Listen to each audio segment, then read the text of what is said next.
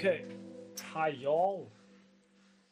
So this is gonna be a bit different from my other videos,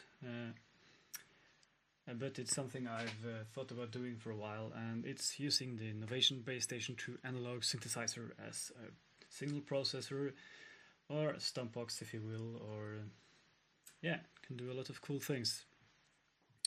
So I'm not actually playing at the same time today because I kind of need both hands, and I think it's cool just to talk through it because it's a bit different than stump box. So I've just pre-recorded some MIDI stuff on my laptop, which it's sending to a Korg Kronos that's outputting that MIDI information as Rhodes Mark V samples that I'm putting into the Bass Station 2 in the external input here to a 1/4 inch jack. It of course goes out again, out of the Bass Station through the output and into a sound card, goes back into my computer and into blah blah blah. Yeah, you know the drill.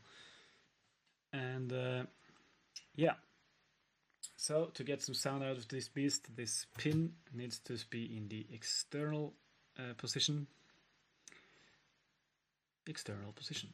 So we just crank that up, and then the filter has to not be closed down, so we have to open it. And why is there no sound? Well, that is because the envelope has to be kept open as well. So what we'll do is just press a random note and then hit the latch button, and that will act as a sustain pedal, so that note will play indefinitely and keep the envelope open. So there you go, sound. So what we have here is a filter section that we can use to mangle the signal, and we have an effects section that's after the filter, and we have envelope section and arpeggiators section, and we also actually have a ring modulator in the mixers section and some noise. But who likes noise anyway? Yeah, that's so cool, huh? So, like that. So just see what happens if we just play sound with the filters, turn the frequency down. So this overdrive button is like a pre-filter gain thing. So it will really bring out some of the harmonics, especially in the resonant peak. So okay, this can get pretty scary fast, because this self-oscillates like.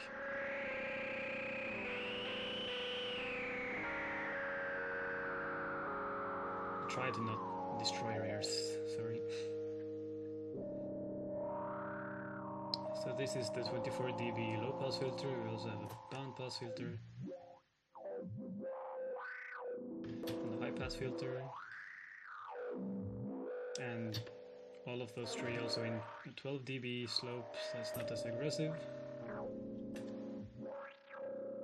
And we also have an acid filter, which is like a hardwired 24 dB low pass filter, which is a different character, I guess.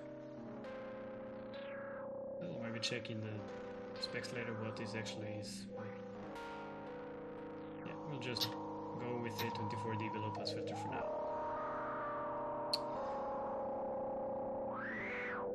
Well, your everyday road sound right there. Nice. So we can also control the filter frequency with an LFO. You can get kind of like an auto filter kind of sound.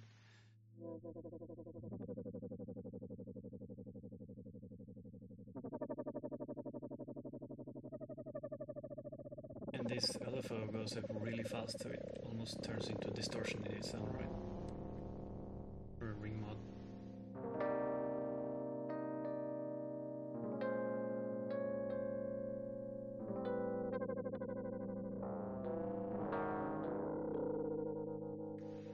We have some different waveforms. So this is like a triangle waveform, and we have the reverse ramp,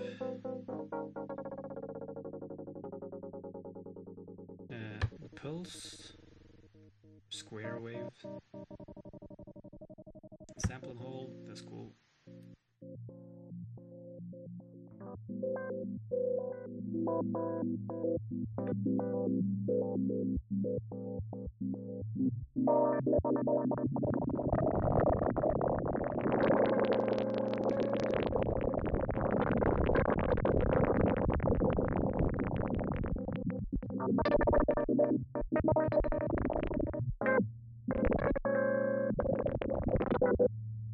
Yeah, cool.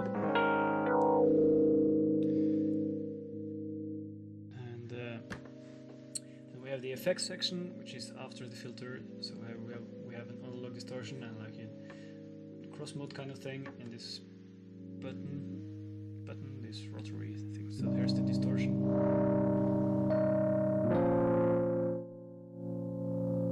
Paired with the overdrive, pretty gnarly.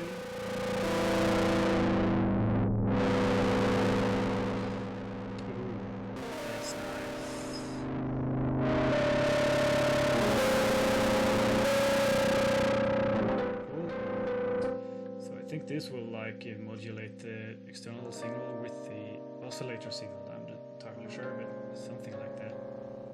So we can tune that with the oscillators actually, just with the pitch of the oscillators.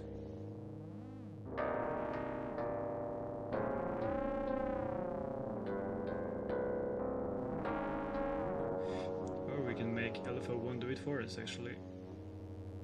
Like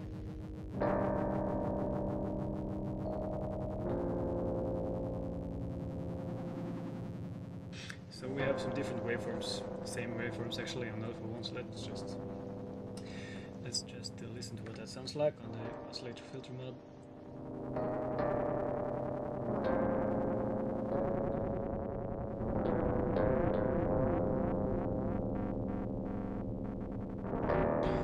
And sample and hold.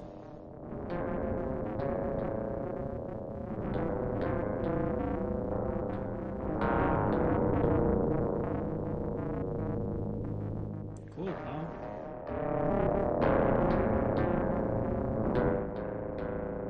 Okay, so we've also got a ring modulator in here, which does kind of like a similar thing. So if you just take this pin down to ring, and then just rank that, now we've engaged the ring modulator, and I think that's kind of cool as well if you start to modulate the pitch of the oscillators.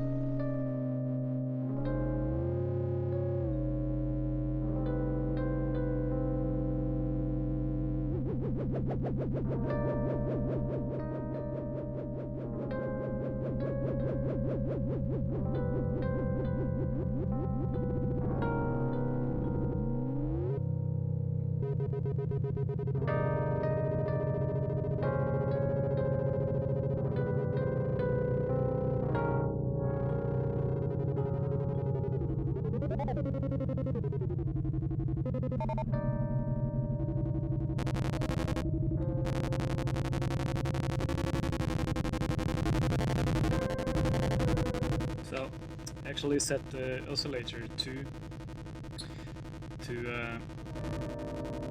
a pulse wave, and then just changing the pulse width of this. Sounds kind of cool actually. And of course the octave you set for the pitch as well, of course, have something to say. This is just a sine wave. Subtle effect. So you can do all sorts of crazy things with that. Okay, so goodbye to your ring modulator. So let's go over to the arpeggiator section over here, and to turn that on, you have to press the on button. Wow. So let's do that. So there you are. So this sets the tempo, of course, of the arpeggiator. And this will just have some different rhythmic patterns to it. We'll just change up the arpeggiator a bit.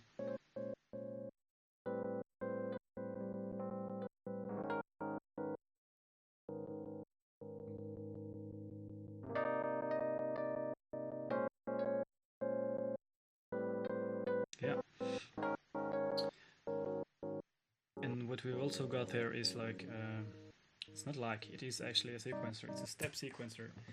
And we can record the steps into it in step time. So we can kind of make our own custom tremolo slicing sounds. So let's just try that. Let's step, rest, step, rest, rest. So something like that, and then we'll just see, or yeah, what that sounds like.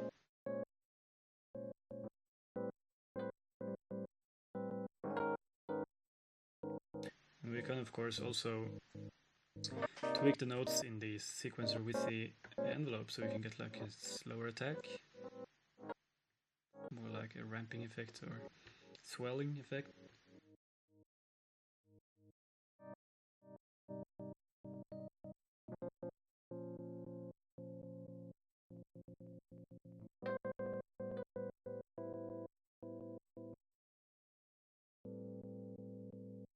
What's also cool about the sequencer is that it will record velocity per step, and we can make the velocity control the modulation envelope, which in turn can control the filter frequency, so you can kind of create a custom filtery stepped tremolo thing. So let's just try that. Let's go over to record, and then we have to press the function button and the key that says like velocity to mod envelope, and then this should start blinking. So let's try that one more time. That didn't really work, so let's just try to go out of the record mode. Maybe we have to do that first. Okay, so now it's blinking, so let's just whack it up to 63, which is maximum, like that. Then we go into record, just double check that, okay. So now I will play in the steps with different velocities. Soft one and a hard one, a soft one, a rest maybe, or two.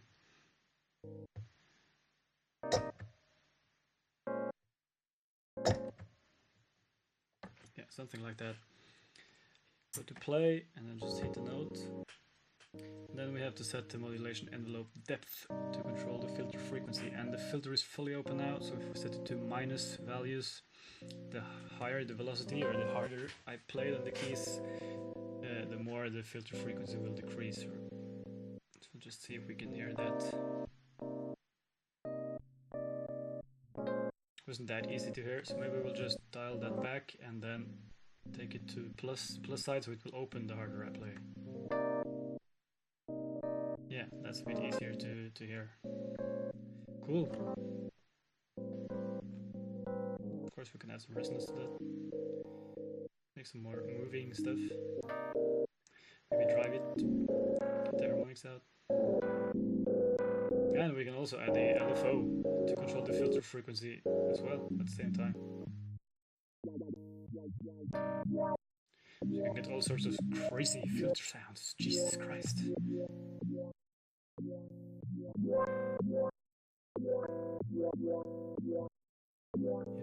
Then we can also have of course, the amp envelope to make swells.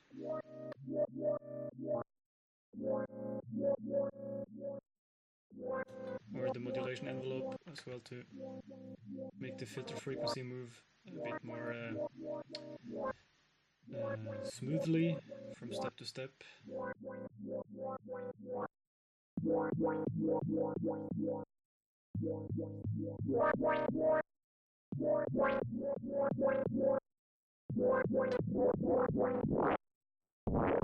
So I think this is like a good outline of what you can do with this. So let's just play out, I guess. You can of course combine all this in 100 different ways, and you can add swing to the arpeggiator and all those kinds of stuff. But let's just see what happens if we do that. Swing to arp.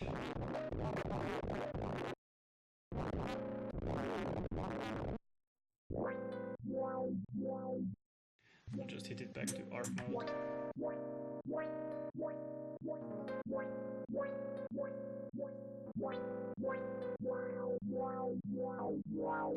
if that was swing, then I don't know. Okay, maybe it's too so much swing it doesn't swing anymore.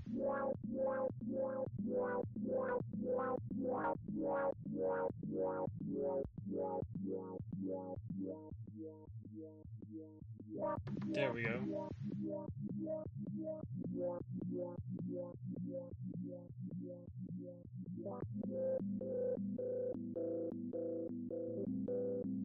Just a bit difficult to hear because the filter frequency was all over the place. But anyway, let's just jam out.